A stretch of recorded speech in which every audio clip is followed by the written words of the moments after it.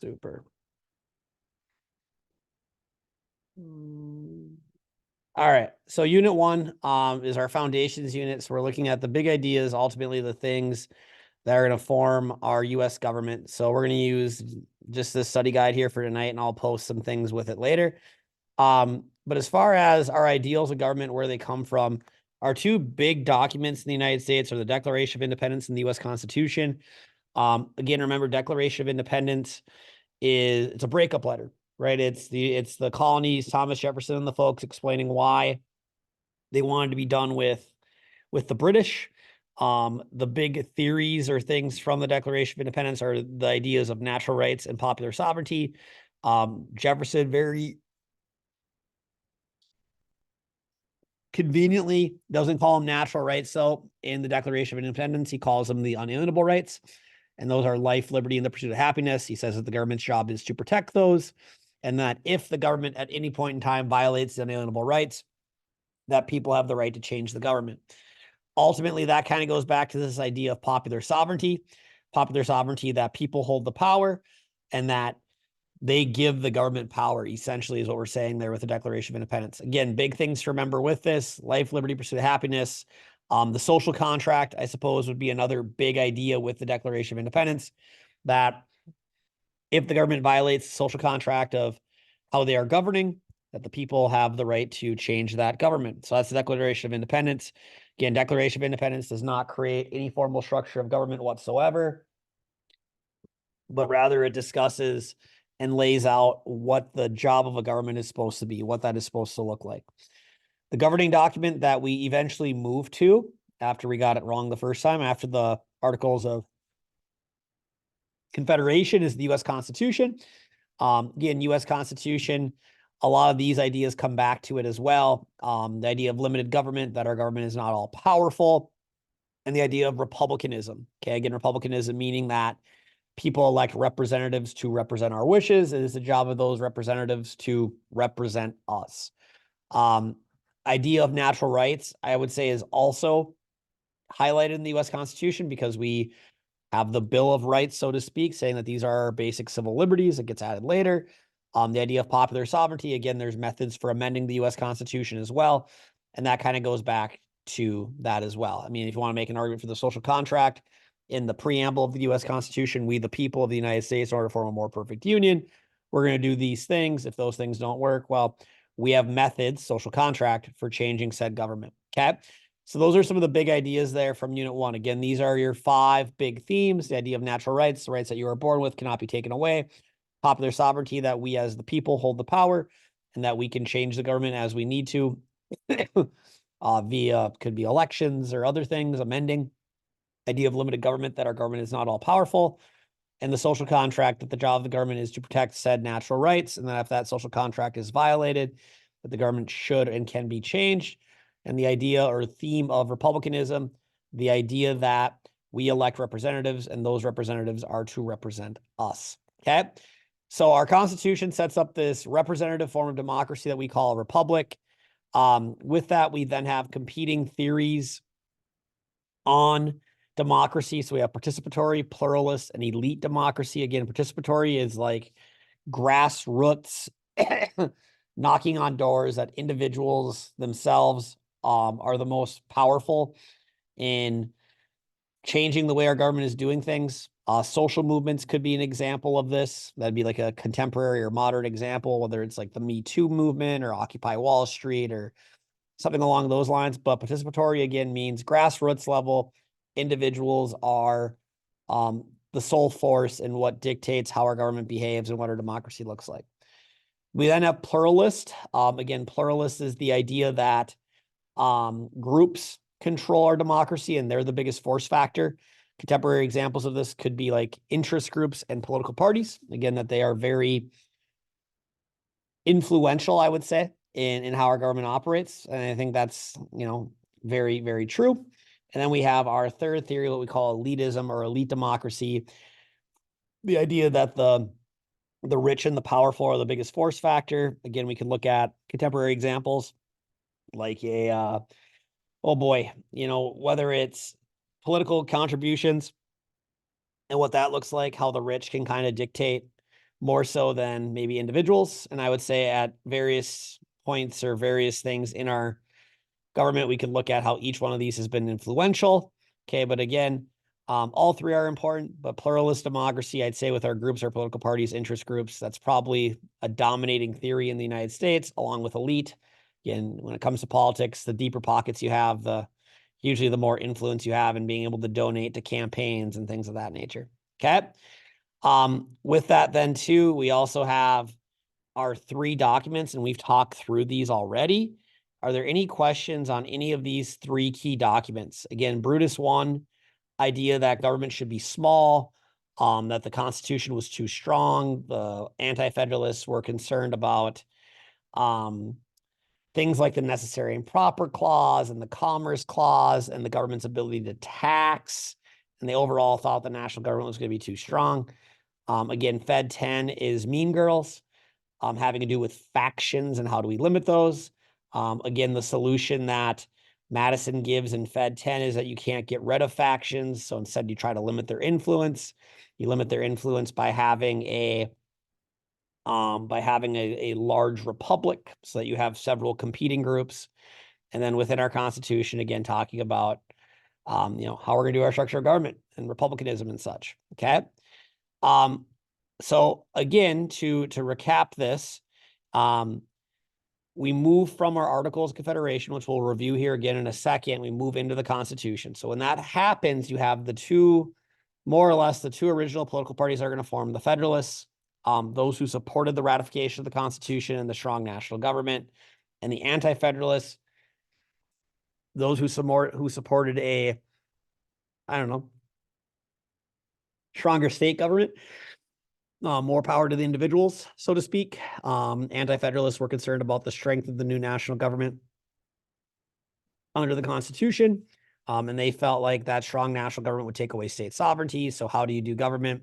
You let all the states have more power. We tried that with the Articles of Confederation, but it didn't really work. Again, so moving into that, again, Articles of Confederation, those are our original governing document in the United States. Congress couldn't really do much, but they could have an army. They could fund an army. They could make national laws. It was very difficult for them to do that. They could ask states for contributions, so to speak. But some of the things Congress could not do is the most important power that they lacked was the power to tax. Okay. And Congress also, there was no executive branch. So there was really no way of carrying out national law. And so again, under the Articles of Confederation, the states had much more power than the national government did. And that led to a variety of issues. Eventually, the event that kind of shows that it's time to move on to something else is Shays' Rebellion. Again, Daniel Shays, angry farmer in Massachusetts.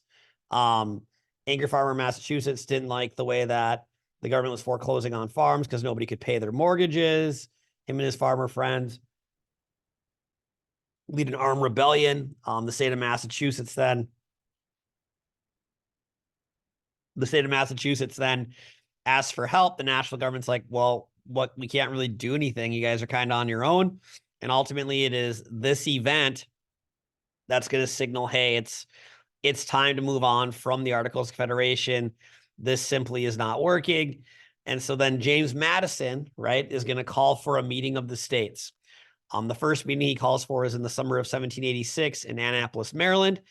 Very similar to like Mr. Rowe's birthday party, though, when I turned 13. He invites all the states. Very few show up. And so the Annapolis Convention is ultimately a flop. But what it did do is it paves the way for the Philadelphia Convention the next summer in 1787, where 12 of the 13 states are going to show up. And that's where our constitutional convention will take place, is in Philadelphia in the summer of 1787. So the summer after the Annapolis Convention kind of failed.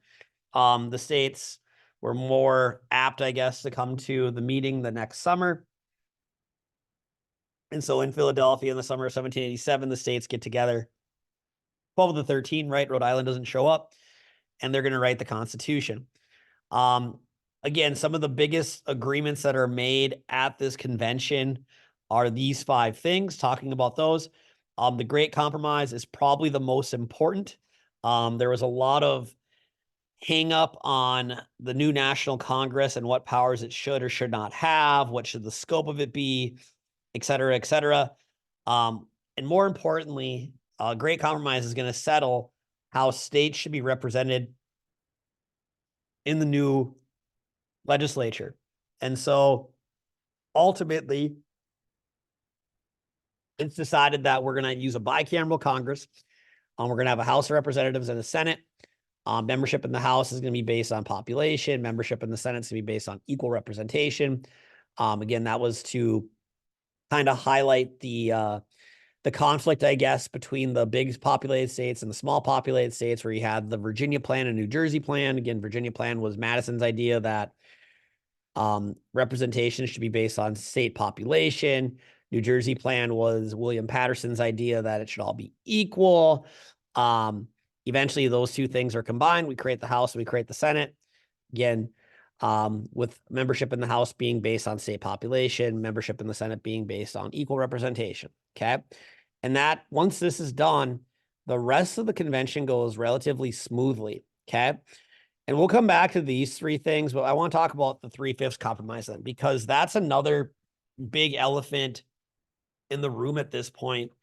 Is all right. So we're going to do Congress like this, state representation in the House, equal representation in the Senate. Again, the topic of slavery is more or less left untouched here at the Constitutional Convention. It was like the big elephant in the room that nobody really wanted to talk about, because there was fear if it was brought up that the Southern states would walk. And if you don't have the 9 of the 13 states willing to ratify the Constitution, well, this is kind of a waste of time. And so the Southern states saw an opportunity here that, if we're going to do House representation based on state population, we have a huge population of enslaved individuals, and they should all count towards the population. And so they're, doing their math and figuring out how many representatives each state should have in the House. And the Southern states asked for a huge number. And the Northern states were like, whoa, not so fast. You guys have said yourself that slaves are not citizens. Even as disgusting as it sounds, the Southern states didn't even really view the slaves as people. And why should they count in your population?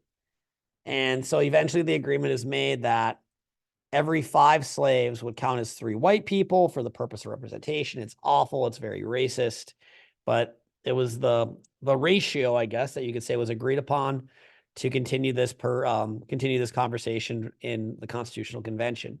3/5 compromise goes away when slavery is abolished after the Civil War.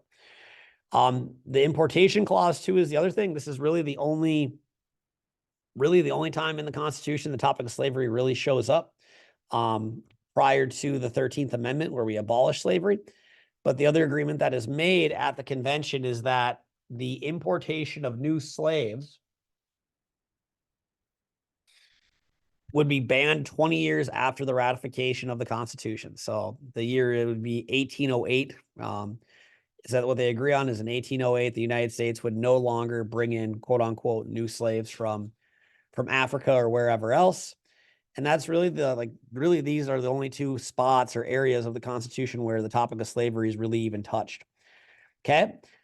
So we figure out Congress, figure out representation, do a very minimal amount with slavery. And now it's okay, on to our executive branch. How do we enforce our national laws?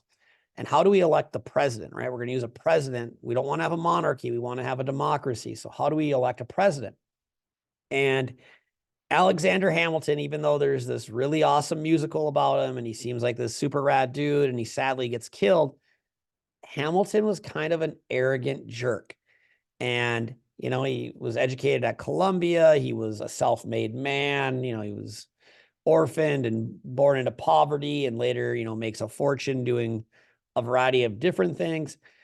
But he's going to propose this idea of using the Electoral College, where we'll use the quote unquote, the best and the brightest, the most enlightened, so to speak, individuals, and they're going to elect the president. We call them the Electoral College. To become president, you have to win the majority of the electoral votes, how many ever that might be. Okay. And then something else that's included here in the convention is if we need to have a process for changing the Constitution. Because again, under the Articles, right, it was nearly impossible to change the Articles of Confederation. It took a unanimous vote in Congress to do that. Had to have all 13 states agree. And so the amendment process, they also want to bring it back to the states. So it's determined then if we want to add amendments to the Constitution and change things, because this is going to be a living document, right? We want this to last a long time. We don't want this to be like the Articles of Confederation that flops after 6 or 7 years. We need to have a built-in way of being able to change and revise the Constitution with the changing circumstances in the United States. And so the amendment process that's determined is we're going to use a 2/3 vote of Congress and a 3/4 vote of all the states. And if both of those things happen, we'll add amendments. And again, in our lifetime, then the Constitution has had 27 amendments added to it. The first 10 get added all at once in 1791 with the Bill of Rights. And then it's been amended 17 more times since then. So again, amendments are viewed as a very, very permanent change. Okay, questions on that? No. All right, super. Scrubbing along here. Okay. So here we start to get into like some federalism, like federal power versus state power, so on. Again, since 9/11, and really I'd say since the Great Depression in the 1920s and 30s, we've seen an overarching increase in federal powers. Okay. And again, post 9/11, that becomes even a bigger thing, like wanting to protect people, but like balancing security and liberty, security and rights. Big thing that comes up here is the Patriot Act. Again, the Patriot Act is something that allowed the government to monitor our activity, like via telecommunications and the internet without needing a warrant to try to prevent something like 9/11 from happening again. Some people would argue that that was necessary for security. Others would say the government should not be able to know what I'm up to without some sort of probable cause. So that's a big thing here too. Again, federalism too in education. Again, federalism looking at the relationship between the states and the national government. Again, education's been another big one where that's not mentioned in the Constitution. So theoretically, it's supposed to be a state deal. Again, with things like No Child Left Behind and other federal initiatives, there's been a tie back to federal power in education. Again, when the federal government wants to get the states to do something, what do they offer the states?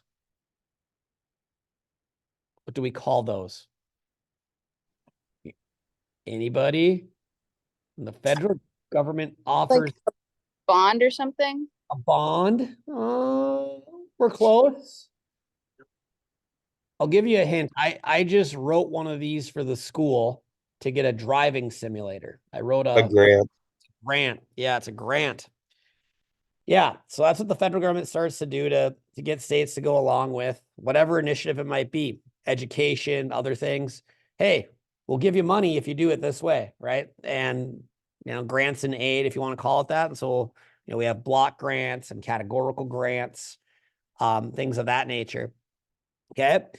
But grants become huge when it comes to federalism. Okay. Getting into Fed 51, again, that's something we've already talked about. That's another Federalist paper, again, written in support of the Constitution. It's Mason's favorite. It's when you think Fed 51, you think Bob Ross and the Pretty Little Trees. Crab bucket.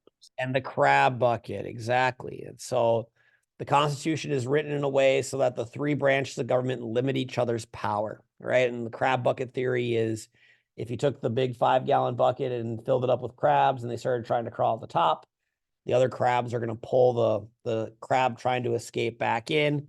And that, quote, ambition must counteract ambition. And so what do is we write our Constitution in a way so that each of the three branches has mechanisms to limit the other one. We call that idea checks and balances. Okay. Separation of powers then is the idea that we have a legislative, executive, and judicial branches, and they have these powers, so to speak. Checks and balances is how those powers limit the powers of the other branches. So again, legislative branch, their primary job is to make laws. Executive branch, the president and our bureaucracy, their job is to enforce. Judicial, our court system, is to interpret. Again, each one of these branches has powers that limit the other. Like if you're talking legislative branch, how can they limit the executive? Well, Congress can impeach the president if the president misbehaves. Congress can impeach judges if they misbehave. Congress confirms nominations, judge nominations. On the flip side of that, the executive branch can veto laws. President can veto laws passed by Congress. The president can also adjourn Congress and call them into session. The president also has this evolving power of the executive order, where the president can kind of just make a law pretty much without having to go through Congress. Judicial branch, again, they probably have the least amount of power, right? Feb28. Their main power is the idea of judicial review, okay, where they can say, nope, that's unconstitutional, or nope, that's unconstitutional, you can't do that, okay? So getting into this big idea then of federalism, again, federalism is how we divide powers between the states and the national governments. That was one of the big concerns when the Constitution first came out, because nobody, or especially the anti-federalists, did not want the national government to be all powerful. And so with that, then we have that's the idea of federalism. And so from federalism, how we divide these powers, we have three different types. So we have what are called delegated. And delegated powers are those that are given to the national government, those that are given to Congress. Article 1, Section 8. They're written down, they're enumerated, they're expressed, they are written down. Okay. And that would be like coining money, maintaining a navy, establishing post offices, roads, being able to grant patents, so on and so on and so on. Okay. Reserve powers, then on the flip side, are those that are not mentioned.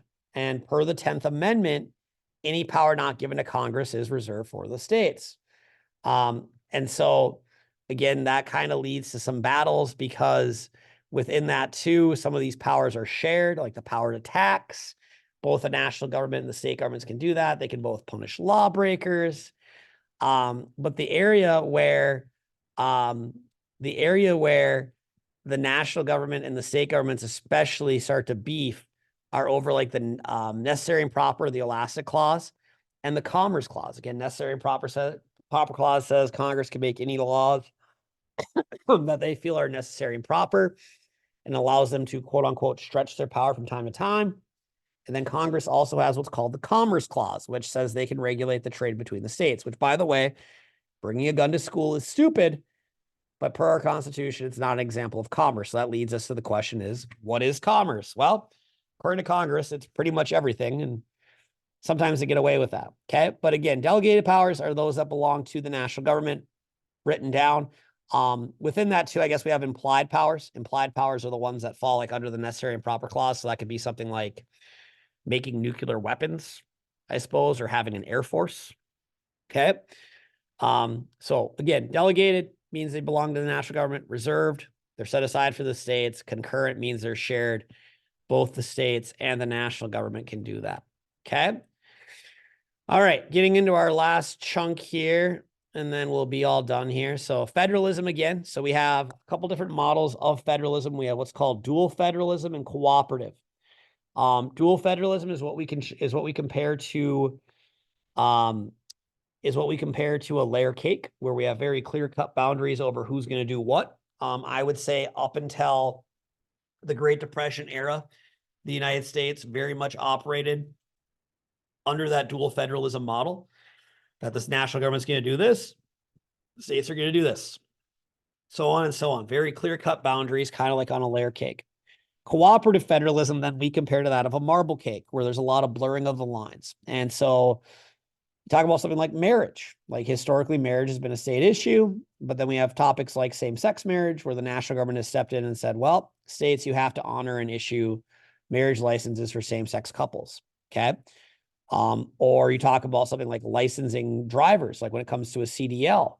Well, they argue that, hey, CDL is commercial, it's interstate commerce, the federal government needs to have some say in that.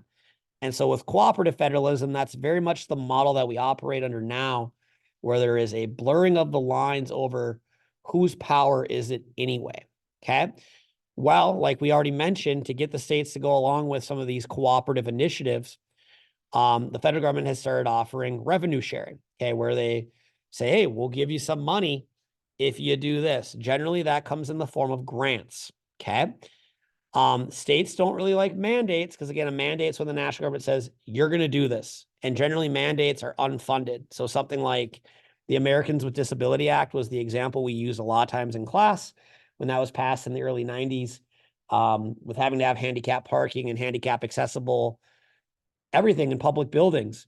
The federal government kind of said, okay, this is what we're doing, figure it out. Okay, pay for it on your own. And so in some other things, though, the national government will say, well, you know, it might not really be our authority, but we'll offer you some money. And that's where we get into grants. And so the two big different types of grants are categorical and block. A categorical grant is when the government offers money and says it must be used for this, this, or this. So the grant that I wrote recently for the school and that we got was categorical. That money that we are receiving has to be used for a driving simulator. Okay, that's categorical. That's a great example of it. Other grants are less specific, and those are called block grants. So I think of something like from the COVID era called ESSA or ESSER, when the national government gave out to the states money basically for COVID initiatives, right? PPE, this thing, that thing, whatever. And the school districts at the state level received money, like Central Cass. I forget how much money we got from ESSER, but it was a good chunk.